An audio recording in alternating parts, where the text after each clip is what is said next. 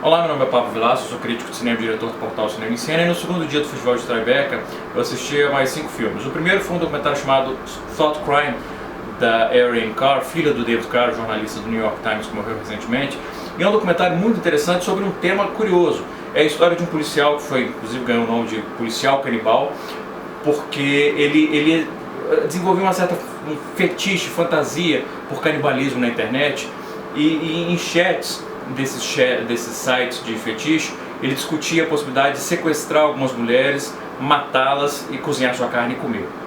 E a esposa dele descobriu esses chats, denunciou a polícia, ele foi preso e julgado, sendo que ele não tinha feito nada. Ele foi basicamente julgado por pensar em cometer um crime, e não se sabe nem se ele realmente queria cometer ou se era só uma fantasia. Então, enfim, é um documentário bastante relevante, porque à medida em que as pessoas começam a usar mais a internet no mundo inteiro, inclusive para pesquisas, e inclusive a pesquisa no Google que ele fez sobre como cozinhar uma mulher, como fabricar cloroforme, foram usados como evidências no tribunal contra ele.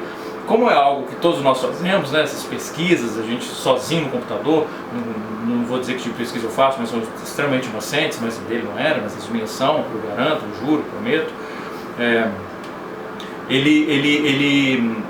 O documentário discute justamente essa fronteira, que inclusive leva a uma similaridade com o Minority Report, de você prender alguém por pensar em cometer um crime e, de novo, sem nem saber se ele realmente cometeu o crime. É um documentário muito bem organizado. A Erin Carr teve acesso irrestrito ao Gilberto Valle, que é o cara que foi julgado. Então ele é entrevistado ao longo do filme, a mãe dele, promotores, especialistas. E o documentário é menos sobre o julgamento em si, embora também aborde isso, e mais sobre a questão criminal, que é bastante interessante. É um filme muito bom. O segundo filme que eu assisti foi também um documentário da Ucrânia chamado Crocodile Gennady, que é uma história também muito interessante sobre um pastor que há 15 anos ele vem praticamente sequestrando crianças das ruas da cidade que ele mora na Ucrânia, crianças que são viciadas em drogas, dependentes de drogas, e leva para tratar numa clínica de reabilitação que ele controla. Então é interessante, porque ao mesmo tempo, de novo, promove uma discussão interessante. É óbvio que ele está tomando a justiça, fazendo justiça com as próprias mãos. Ele muitas vezes tira uma criança que estava com a mãe, vivendo em circunstâncias absurdas. Realmente você vê que aquela criança não podia morar ali, só que ele não passa pela justiça, ele vai lá e faz, e toma a criança e leva para o centro de reabilitação. Então é uma figura nesse sentido muito controversa. Mas o filme mostra, de novo, com grande acesso ao cara que dá entrevistas, eles acompanham o trabalho dele durante anos, inclusive com imagem de arquivo dele mesmo, então a gente acompanha imagem de arquivo com 15 anos. Então é um filme muito interessante que oferece acaba funcionando como um estudo de personagem sobre um cara bastante complexo. O terceiro filme que eu assisti foi o mais fraco até agora de Tribeca, um suspense chamado Emily, sobre uma babá que vai trabalhar numa casa e talvez ela tenha motivos sombrios.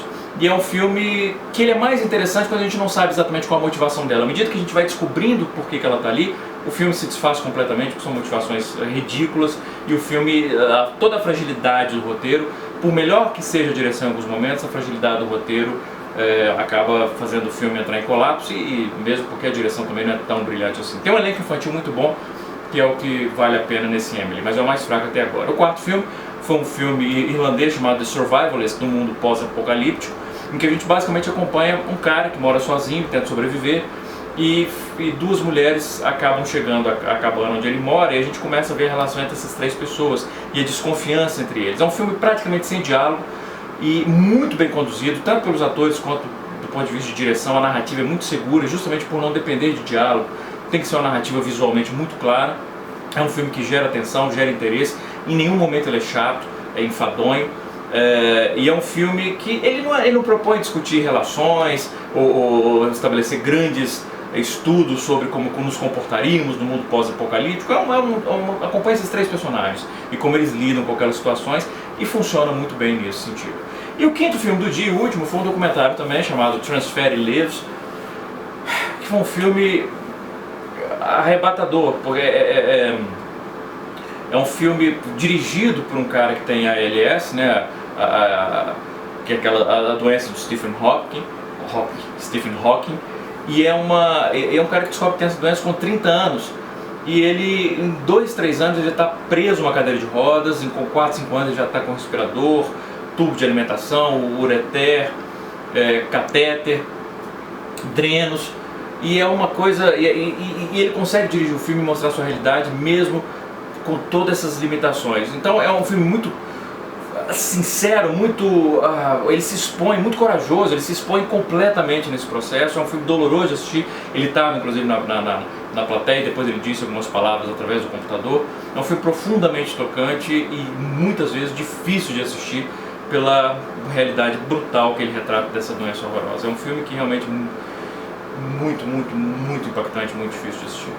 E é isso, foram esses 5 filmes do segundo dia do Festival Tremendo. Um grande abraço e bons filmes.